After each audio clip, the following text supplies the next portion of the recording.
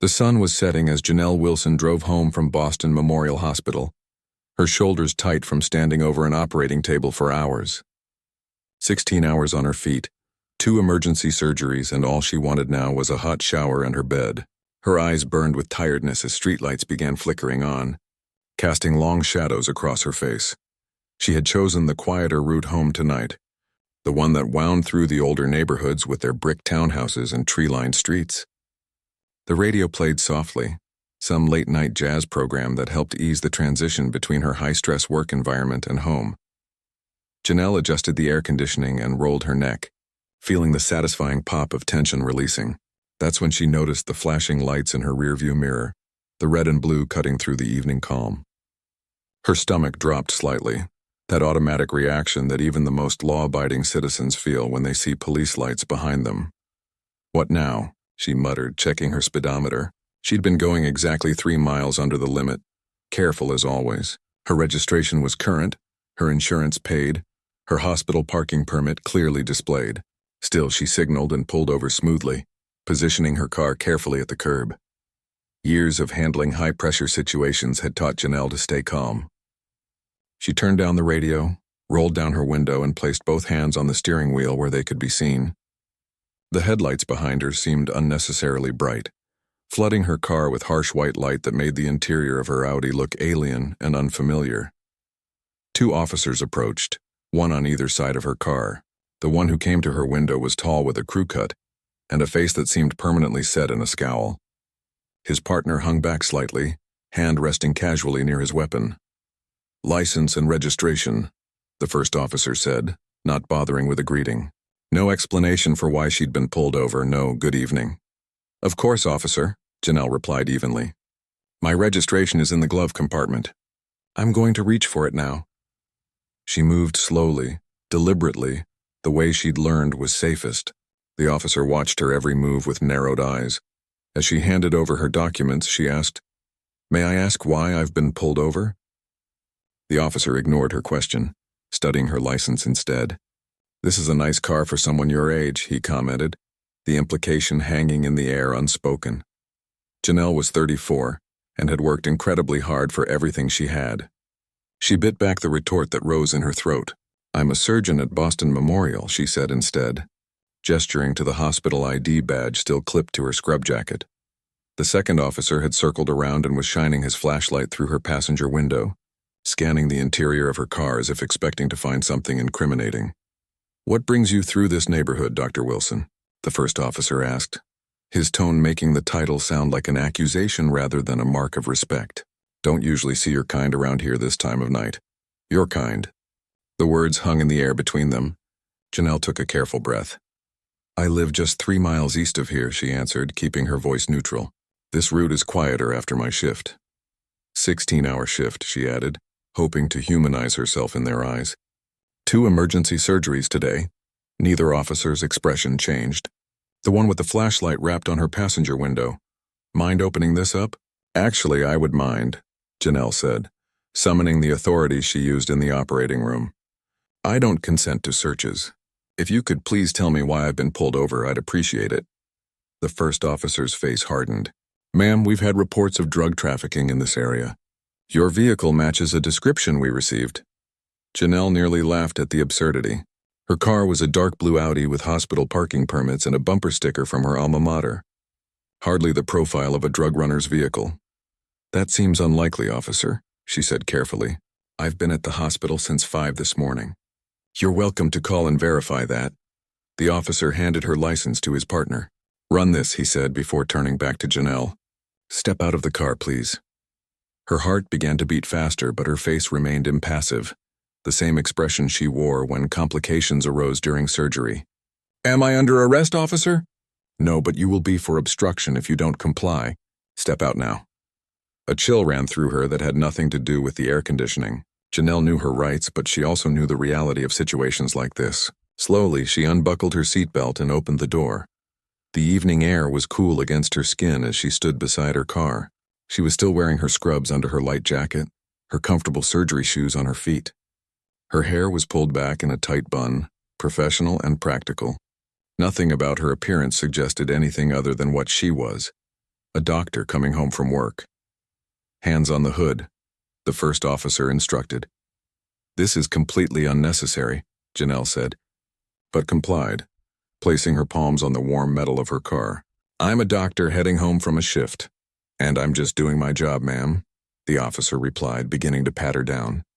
The humiliation burned through her exhaustion. A few cars drove by slowly, their occupants watching the scene unfold. Across the street, a couple had paused their evening walk to observe. Janelle felt their eyes on her and fought back a wave of anger and shame. The second officer had returned with her license and was now searching through her glove compartment despite her earlier lack of consent. He pulled out her vehicle registration, insurance information, and the small emergency medical kit she kept there, placing them all on the passenger seat carelessly. Officer, Janelle tried again, her professional composure beginning to crack under the weight of fatigue and indignation. I've been pulled over for nearly 20 minutes now with no citation or clear reason. I've cooperated fully. I'd like to know what violation I'm suspected of committing. The first officer stepped back, his face unreadable. We'll get to that. My partner's just running a few more checks. A small crowd had begun to gather at a distance, residents from nearby homes drawn by the police lights and the unusual scene. Janelle saw a few people with phones raised, presumably recording. Under different circumstances, she might have felt reassured by the witnesses, but right now she just felt exposed. Look at this, the second officer said, emerging from his rummage through her car with her medical journal in hand. The latest issue of the New England Journal of Medicine had been in her bag, with a research paper she'd been reviewing marked with sticky notes. Lots of interesting reading material here.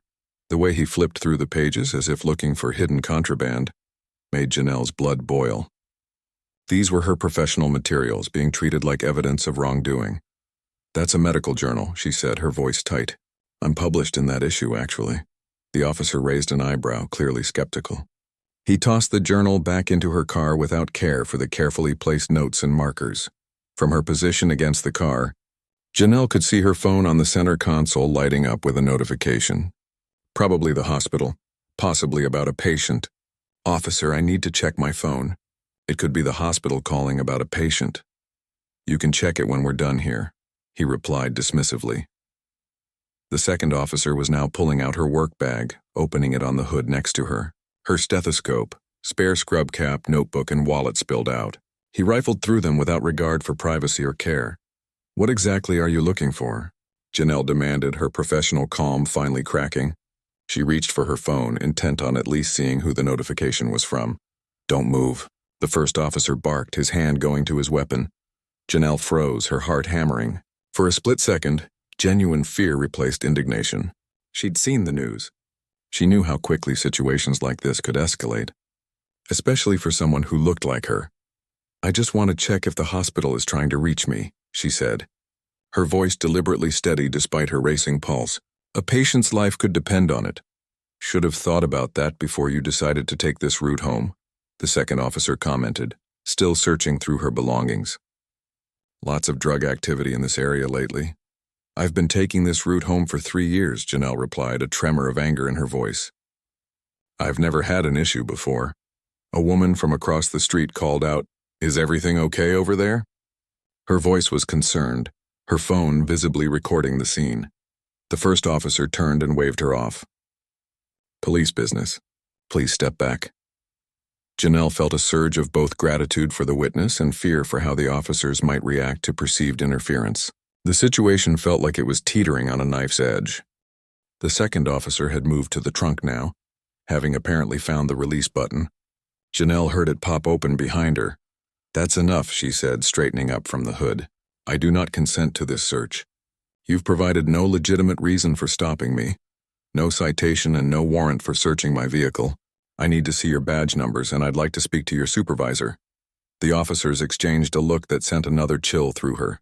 The first one stepped closer, using his height to intimidate. You're not in a position to be making demands, he said quietly. We can do this the easy way or we can take you in for further questioning. Your choice. Janelle weighed her options. She was exhausted, alone and increasingly aware of the power imbalance at play. But she was also right and she knew it. Years of working in high-pressure situations had taught her to trust her judgment. I'll be recording this interaction from this point forward, she said, reaching slowly for her phone, for both your protection and mine. Hand away from the phone, the first officer snapped, his posture stiffening. I have the right to record this interaction, Janelle insisted, though she stopped moving her hand. And I'd like those badge numbers now, please. The second officer had finished searching her trunk and slammed it shut with unnecessary force. He walked back to the patrol car, presumably to run more checks. The first officer remained, watching her with a gaze that made her skin crawl. The standoff continued in tense silence. Across the street, more neighbors had gathered, several clearly filming. Janelle wondered if that would make things better or worse. Nearly 40 minutes had passed since she'd been pulled over. 40 minutes of her life erased by this encounter. 40 minutes of being treated like a criminal when all she'd been doing was driving home after saving lives. The second officer was approaching again, but something had changed in his demeanor. He was walking faster, his body language suddenly different. He leaned in close to his partner and whispered something, handing back Janelle's license. The first officer's face changed so quickly it would have been comical under different circumstances. His eyes widened slightly, and the color seemed to drain from his features. "Dr. Wilson," he said, his voice noticeably higher than before. "Dr. Janelle Wilson?" The first officer cleared his throat, shifting his weight from one foot to the other. "Dr. Wilson," he repeated, his tone completely transformed. "Judge Wilson's daughter?" Janelle stood perfectly still, her expression neutral despite the storm of emotions inside her. So that was it. They had finally connected the dots. "Yes," she said simply. "William Wilson is my father." The effect of those 6 words was immediate and dramatic. The officer who had been so dismissive of her medical credentials now couldn't seem to look her in the eye. His partner stepped forward, already extending her license and registration back to her. "There seems to have been a misunderstanding," the second officer said quickly. "We received reports of a vehicle matching your description that was involved in some suspicious activity." "What description would that be?" Janelle asked, making no move to take her documents. "Dark blue Audi with hospital permits driven by a black woman in scrubs?" The officers exchanged uncomfortable glances. The small crowd of onlookers had grown, and the phones recording the interaction were clearly visible now. Someone in the back called out, "You okay, doctor?" A community looking out for one of its own. "We're very sorry for the inconvenience," and the first officer continued, ignoring both her question and the bystanders. His badge, which had been conveniently covered earlier, was now fully visible. "Officer Reynolds," according to the nameplate. "You're free to go, of course." "Of course," Janelle echoed, the words bitter on her tongue. Free to go now that they knew who her father was. Not because she was a law-abiding citizen. Not because she was a surgeon who had spent the day saving lives. But because William Wilson was a federal judge recently appointed to oversee police reform cases in their district. She finally took her documents from the second officer's outstretched hand. "I'd like your badge numbers," she said firmly. "Both of you." "Ma'am, Dr. Wilson, that's really not necessary," Officer Reynolds started, his voice taking on a pleading quality that made her stomach turn. "Like I said, this was just a routine stop that went on longer than it should have." "Your badge numbers," Janelle repeated, pulling out her phone. The officer made no move to stop her this time. "And the name of your supervising officer." The second officer stepped forward, apparently deciding to salvage what he could. "I'm Officer Diaz, badge number 4572. This is Officer Reynolds, badge number 8901. Our sergeant is Thomas Kelly." Janelle typed the information into her phone, aware that the officers were watching her with growing unease. "Thank you, Officer Diaz," she said, her voice professional but cold.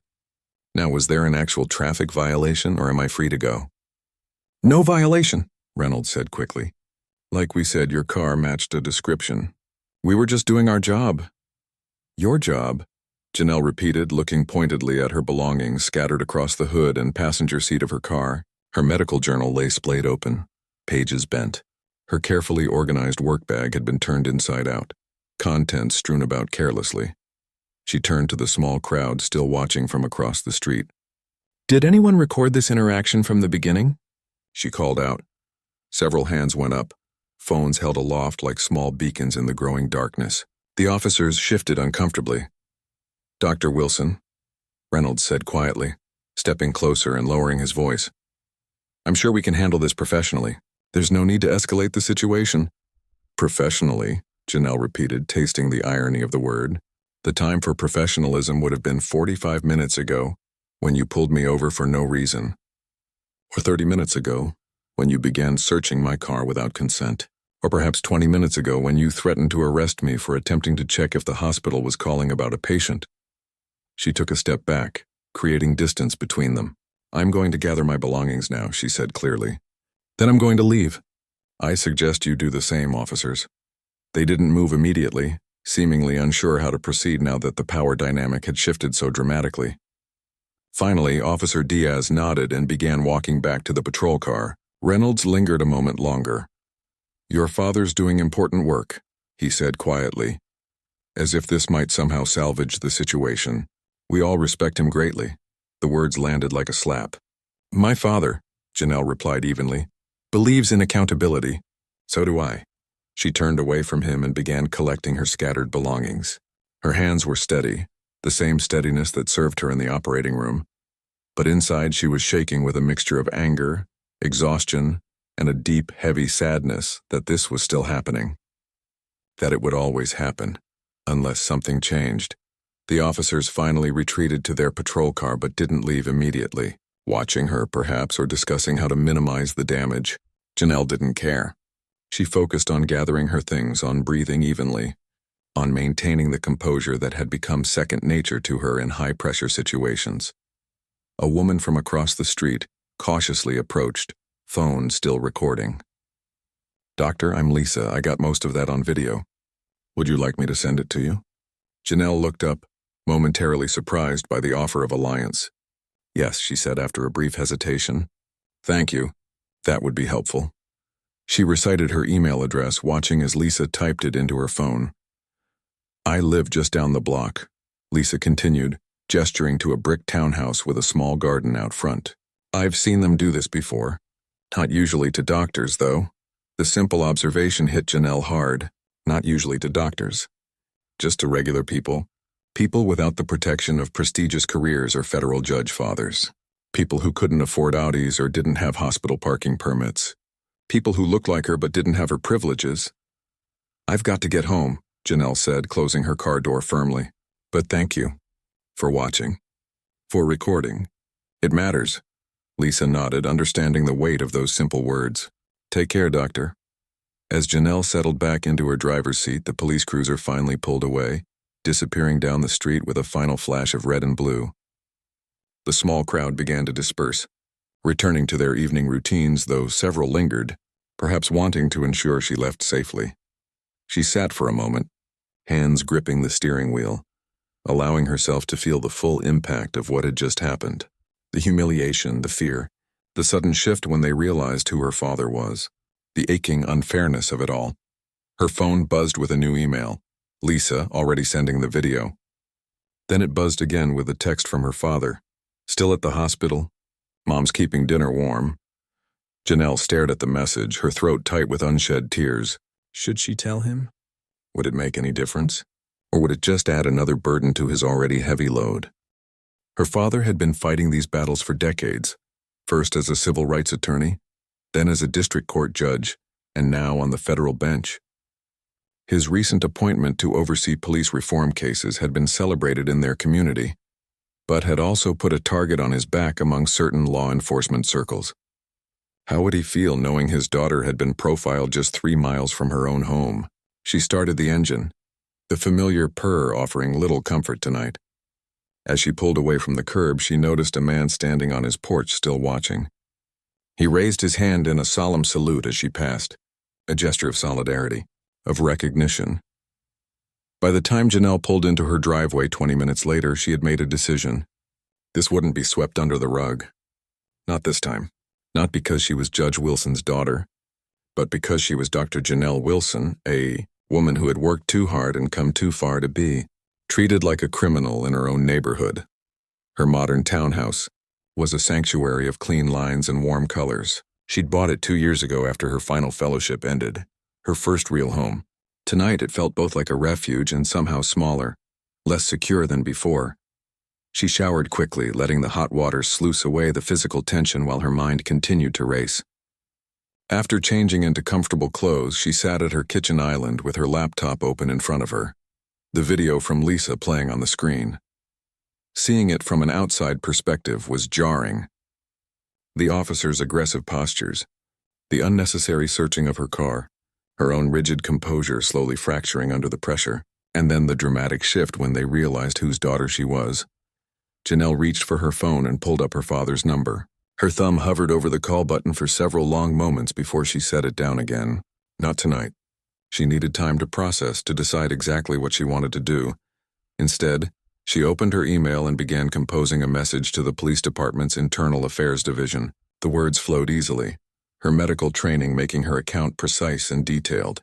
Times, badge numbers, direct quotes. She attached Lisa's video, along with her contact information.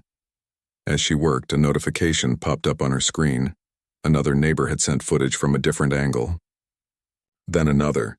The community had been watching, recording, bearing witness. In an odd way, it was both heartbreaking and heartening. When she finally finished, it was past midnight. The complaint was drafted, saved, but not yet sent.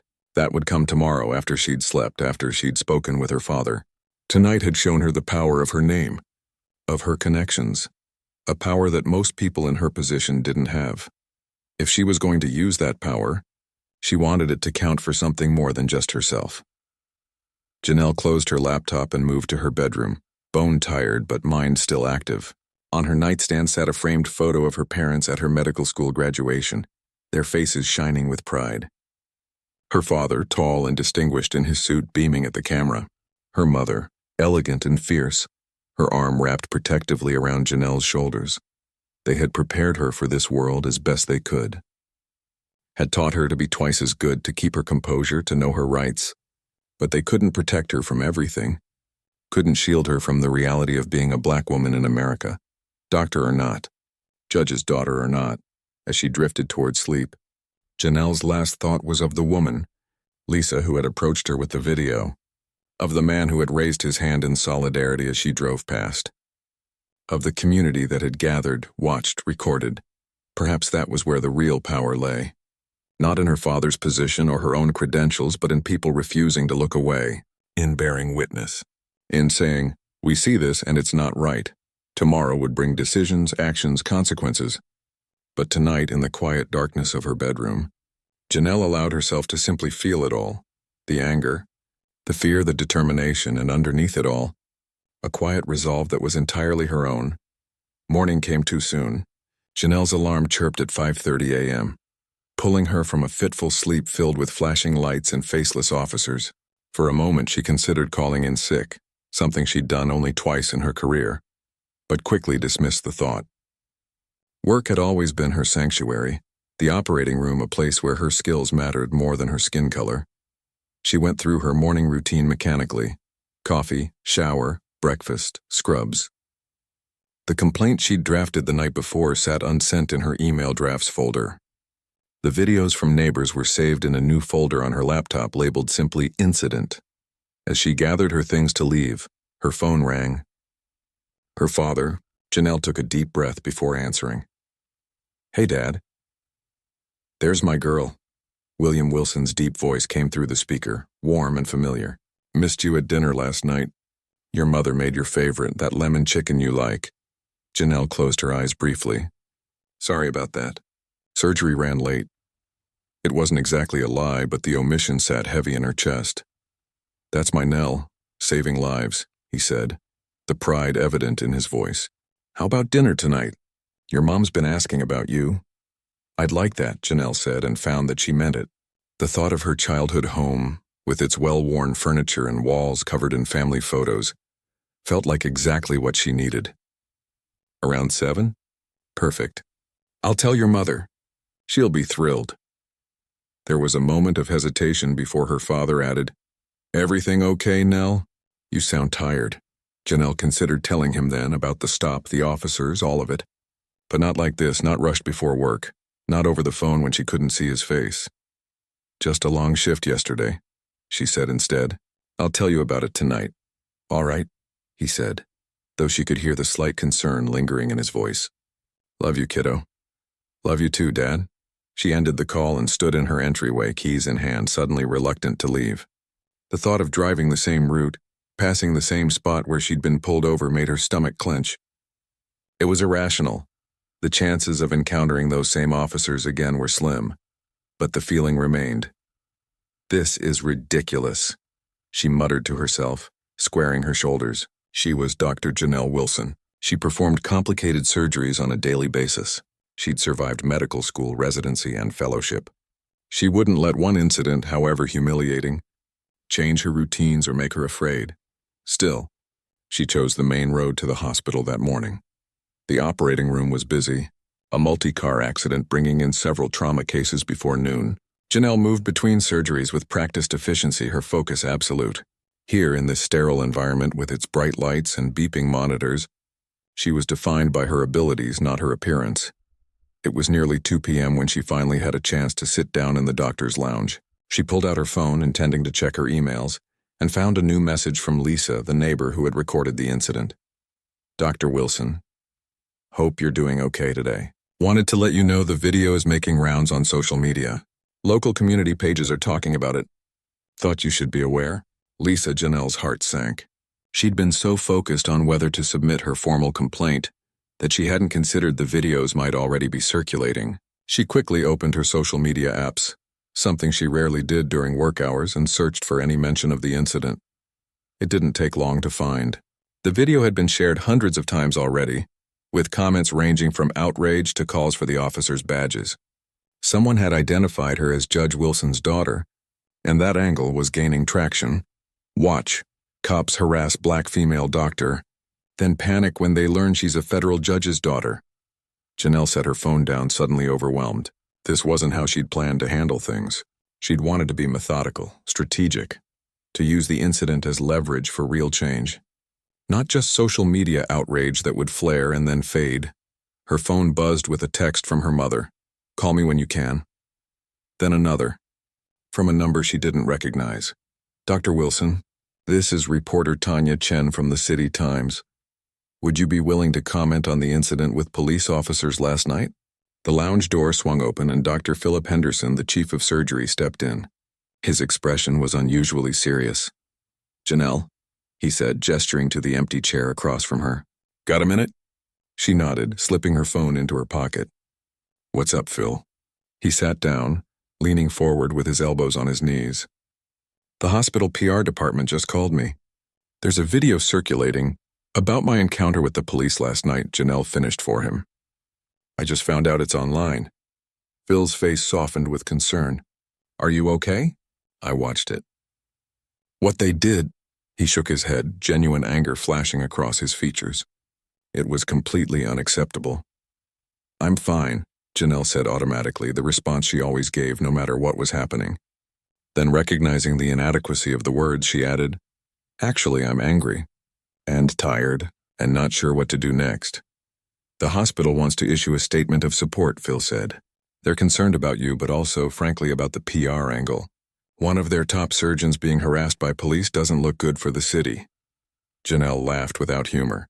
No, I suppose it doesn't. They asked if you'd be willing to talk to their communications team. Totally your call. You can tell them to back off if you want. She considered it briefly. The hospital's support could add institutional weight to whatever action she decided to take. But it also meant losing some control over the narrative. I need to think about it, she said finally. And talk to my father tonight, Phil nodded. Take whatever time you need.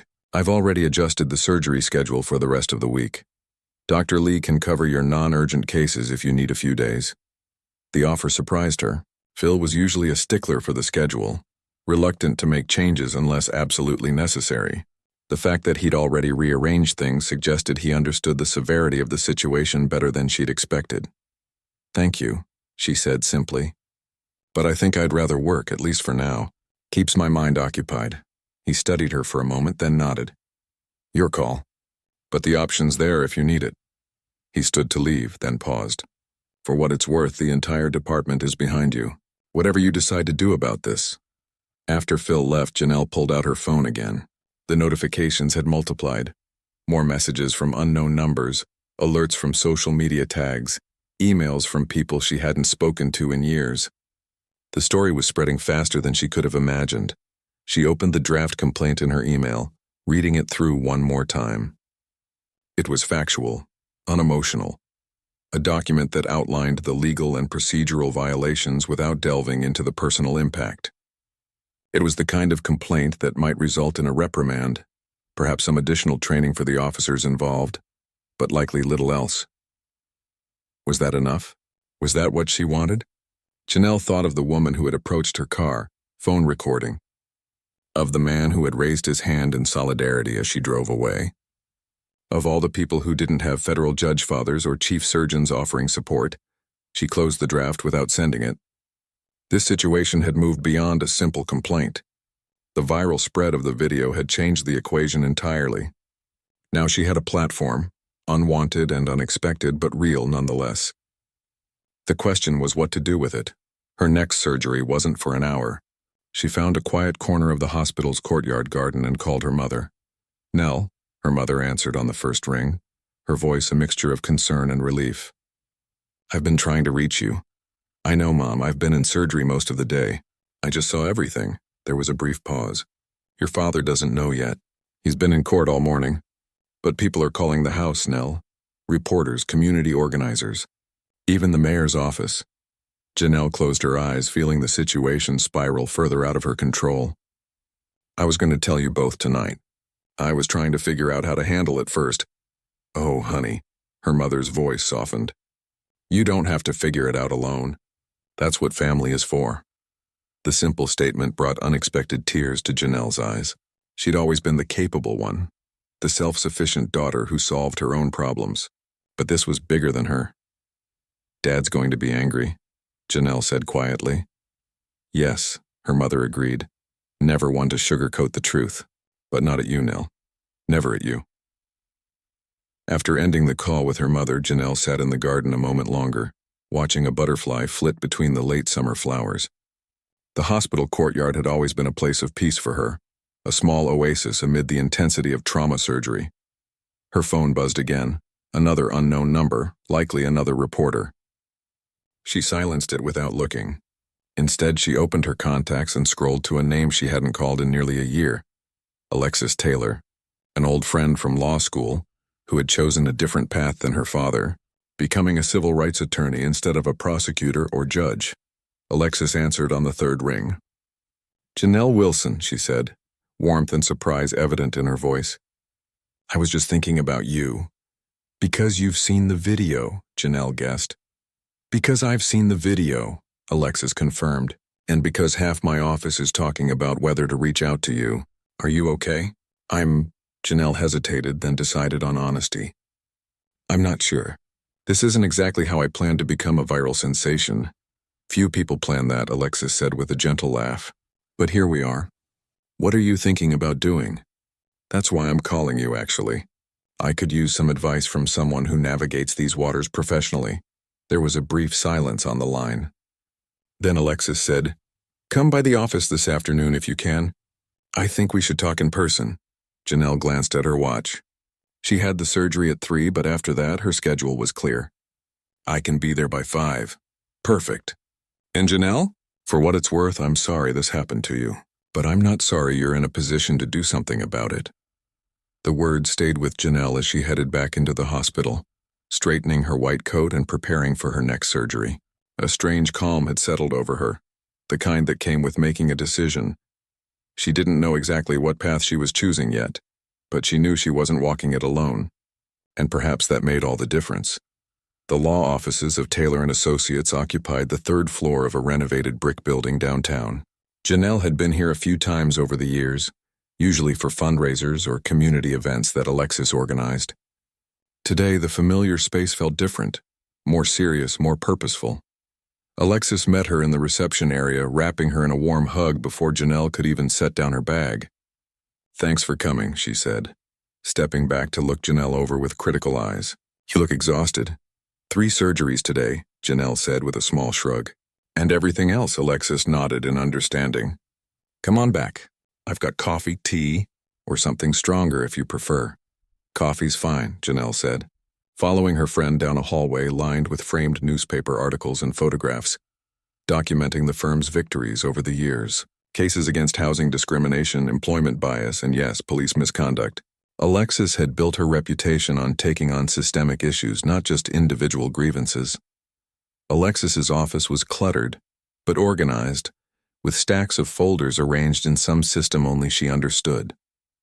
Large windows overlooked the city park, where the late afternoon sun cast long shadows across the grass. "So," Alexis said once they were settled with their coffee, "the video has about 500,000 views now. Local news picked it up this afternoon, and I'm guessing national outlets won't be far behind." Janelle winced. "That fast? A black female surgeon being profiled by police who then panic when they realize she's a federal judge's daughter? It hits all the notes: racism, privilege, justice system. Plus, the video quality is clear, and the officer's change in behavior is so obvious even the usual deniers can't explain it away." She pulled up the video on her computer and turned the screen so Janelle could see. It was Lisa's recording, now embedded on a news website with the headline, "Watch police officers' behavior changes dramatically when they learn who Doctor's father is." Seeing it again made Janelle's stomach clench. The officer's aggressive posture, her own rigid composure, and then the dramatic shift when they learned her last name. The comments section was a battleground of outrage, defense of the officers, and debates about privilege and race. "Have you filed a complaint?" Alexis asked, turning the screen away. Janelle shook her head. "I drafted one last night, but I haven't submitted it." It felt inadequate somehow. "It would be," Alexis agreed bluntly. "Internal complaints about officer misconduct rarely lead to meaningful consequences. A formal reprimand, perhaps some sensitivity training, and then everything continues as before." She leaned forward, her expression serious. "But you're in a unique position, Janelle. You have options that most people in your situation simply don't have." "Because of my father," Janelle said, unable to keep the bitterness from her voice. "Partly," Alexis acknowledged. "But also because of who you are, a respected surgeon with an impeccable reputation. Because of the clear video evidence. Because of the timing with your father's recent appointment to oversee police reform cases." She paused. "All of these factors create an opportunity for impact beyond your individual case. That's why I called you," Janelle said. "I keep thinking about all the people who go through what I did, or worse, who don't have these advantages, who don't have videos or judge fathers or medical degrees that make people listen." Alexis nodded slowly. "So what do you want to do?" It was the question Janelle had been asking herself all day, through surgeries and rounds and conversations with colleagues. What did she want? Justice for herself? Change for others? Both? "I want consequences for those officers," she said finally. "Not just a slap on the wrist or retraining. Real consequences.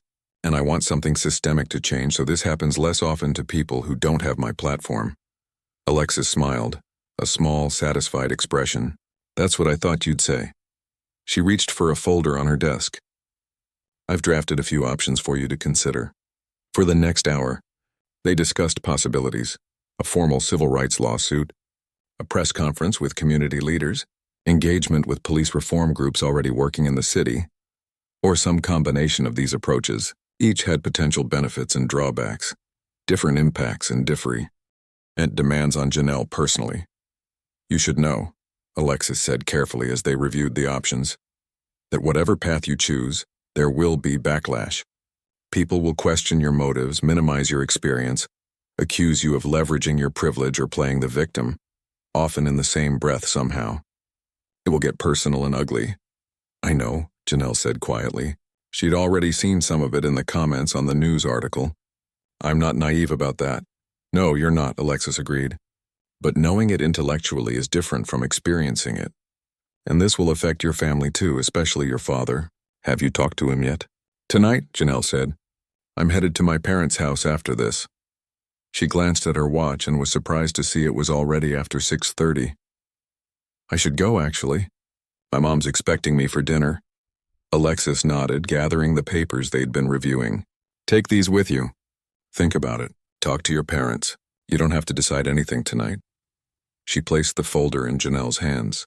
"And Janelle, whatever you decide, my firm is behind you. Pro bono."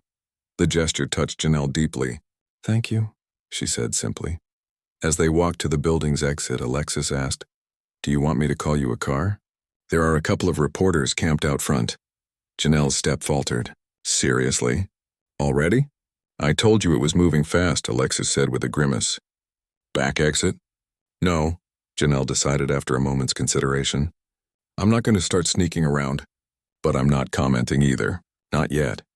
The reporters, there were 3 of them, surged forward as soon as Janelle stepped outside. Microphones thrust toward her face, questions overlapping. "Dr. Wilson, can you comment on the video showing your interaction with police? Have you spoken with your father about the incident? Will you be filing a lawsuit against the officers or the department?" Janelle kept walking, her face composed in what her surgical residents called her or expression. Calm, focused, betraying nothing. "No comment at this time," she said clearly, moving steadily toward her car. "Please respect my privacy." She felt a flash of gratitude for the years of training that had taught her to function under pressure, to maintain her composure when everything around her was chaos. It served her now as it had in the operating room countless times. The drive to her parents' home took 30 minutes, giving Janelle time to organize her thoughts. The colonial-style house where she'd grown up sat on a tree-lined street in a historically black neighborhood that had remained stable through decades of the city's changes. Her father had insisted on staying, even as his career advanced and they could have moved to more affluent areas. "This is home," he'd always said. "This is community." Both her parents' cars were in the driveway when Janelle arrived. She sat for a moment after parking, gathering herself before facing what would undoubtedly be a difficult conversation. The folder Alexis had given her sat on the passenger seat, full of possibilities and decisions. Her mother opened the door before Janelle could even knock, enfolding her in a fierce hug. "My baby," she whispered, holding on a beat longer than usual. "I'm okay, Mom," Janelle said automatically, though the embrace made her realize how much she'd needed it. "Your father's in his study," her mother said as they separated. "He's seen the video." Janelle nodded, unsurprised. It would have been impossible for him not to by now. "How angry is he?" "Volcanic," her mother replied honestly, but containing it as he does. William Wilson's study had been Janelle's favorite room growing up. Walls lined with books, the scent of leather and paper, her father's calm presence as he worked at his heavy wooden desk. Today the door stood partially open, warm light spilling into the hallway. Janelle knocked softly before pushing it open. Her father stood by the window, still in his court clothes minus the jacket, his back to the door. At the sound of her entry, he turned. For a moment, they simply looked at each other. Then William opened his arms and Janelle stepped into them, suddenly feeling like a little girl again, safe in her father's embrace. "I should have been there," he said, his voice rough with emotion. "I should have protected you." "Dad," Janelle said gently, stepping back to look up at him. "I'm 34 years old. You can't protect me from everything." "Apparently not," he agreed, his expression grave. He gestured for her to sit in one of the leather armchairs by the fireplace while he took the other. "Tell me everything." Not what was in the video. Everything, so she did. The initial stop. The escalation, the humiliation of being made to stand against her car while they searched her belongings. The change when they discovered her identity. All of it, including her conversations with Phil and Alexis earlier that day. William listened without interrupting, his face becoming more controlled with each detail, though Janelle could see the anger burning in his eyes. When she finished, he was silent for a long moment. "You know I have to recuse myself from anything to do with this," he said finally, "given the conflict of interest." "I know," Janelle said. "I'm not asking you to use your position, Dad." "But they did," he replied, his voice hard. "That's exactly what those officers did. They treated you differently the moment they knew you were my daughter." He shook his head, disgust evident in his expression. "And they think that makes it better somehow. That it excuses what came before." "It makes it worse," Janelle said quietly, "because it shows they know exactly what they're doing and who they're doing it to." William nodded, a flash of pride crossing his features. "Yes, exactly." He leaned forward slightly. "What do you want to do about it, Nell?" It was the same question Alexis had asked her, but somehow different coming from her father. William Wilson had spent his entire career fighting for justice within the system, believing in its potential, even while acknowledging its flaws. His opinion mattered deeply to Janelle. I want to use this, she said carefully. Not just for myself, but for everyone who doesn't have the platform I do. The video, the media attention, all of it. She placed Alexis's folder on the small table between them. These are some options she outlined. I want to know what you think. William picked up the folder but didn't open it immediately. Your mother and I will support whatever you decide, he said. But you need to be sure, Janelle. Once you step into this arena, there's no stepping back. It will change things, your practice, your privacy, how people see you. I know, Janelle said, and found that she did. The decision had been forming all day, crystallizing with each new development, each conversation. But I think I'm already in the arena, Dad. The question is whether I'm going to use it for something beyond myself. William studied her face for a long moment, then nodded once, decisively. Then let's see what Alexis has put together, he said, opening the folder. And let's make it count. In the dining room, Janelle's mother was setting the table for 3, humming softly to herself. Through the study door, she could hear her husband and daughter talking, their voices rising and falling in the familiar rhythm of strategic discussion. A small smile played at her lips as she arranged the silverware. Her daughter had always been a fighter. Tonight she was choosing her battlefield. 3 months had passed since that night on the side of the road. 3 months that had changed everything and nothing. Janelle stood in the empty conference room looking out over the city skyline. In 30 minutes, the room would be filled with reporters, community leaders, and police department officials. The press conference had been in planning for weeks, timed to coincide with the release of the internal investigation's findings and the announcement of new departmental policies. Her reflection in the window looked back at her, professional in a navy suit, hair pulled back neatly, expression composed. Dr. Janelle Wilson, as she had always been, and yet not quite the same. The door opened behind her and Alexis stepped in, tablet in hand. You ready for this? She asked, coming to stand beside Janelle at the window. As I'll ever be, Janelle replied. Any last-minute surprises I should know about? Alexis shook her head. Everything's proceeding as agreed. Chief Davis will announce the findings first, then the policy changes. You'll speak after Commissioner Weber, followed by Pastor Thompson from the Community Coalition.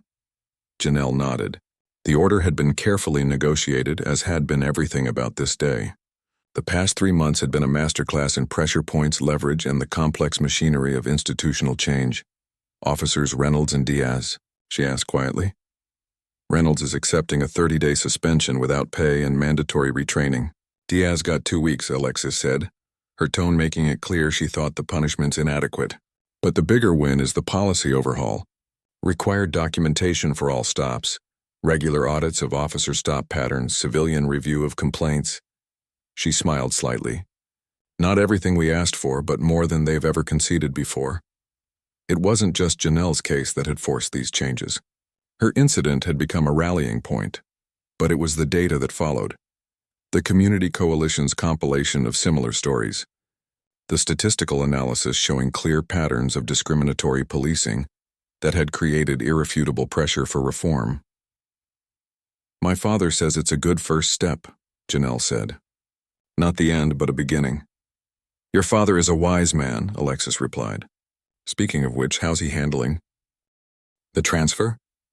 William Wilson had recused himself from all cases involving the police department after Janelle's incident became public, requesting a transfer to a different judicial division. It had been the right thing to do ethically, but it had come at a professional cost. He's adjusting, Janelle said. Says environmental law is more interesting than he expected. And you? Alexis asked, studying her friend's face. The hospital still supportive? Janelle smiled faintly. Publicly, absolutely. They love having their name associated with police reform. Behind closed doors, some of the board members think I should stick to surgery and leave politics alone. She shrugged. But Phil has my back, and that's what matters day to day. What she didn't say was how exhausting it had been, balancing her medical career with the unexpected role of advocate, facing the backlash that had indeed come, just as Alexis had warned. The hate mail, the social media attacks, the colleagues who suddenly found reasons to be busy when she entered a room. There had been support too, of course.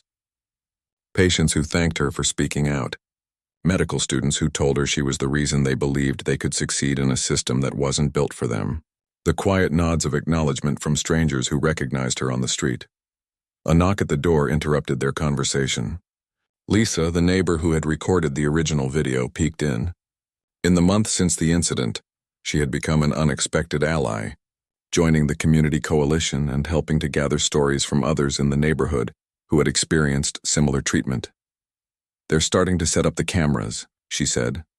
"And there's someone here to see you, Janelle." She stepped aside and a young woman entered, maybe 20 years old, clutching a small notebook nervously. "Dr. Wilson, I'm Tiana Parker. I'm a pre-med student at City College." She hesitated, then continued in a rush. "I just wanted to thank you before the press conference starts. What you did, it matters to people like me." Janelle felt a familiar tightness in her chest, the mixture of pride and sadness that often came with these encounters. "Thank you for coming, Tiana.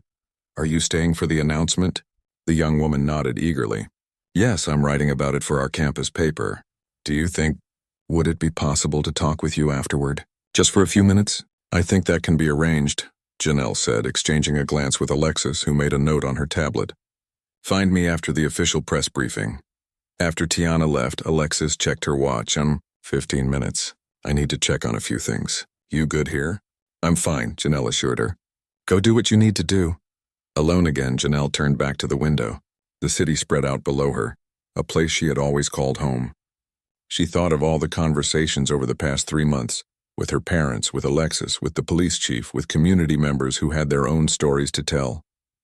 The careful negotiations, the strategic compromises, the moments when she had held firm despite pressure to back down. It hadn't been the path she had imagined for herself. Dr. Janelle Wilson, surgeon and reluctant activist. Some days she resented the role that had been thrust upon her by circumstance and choice.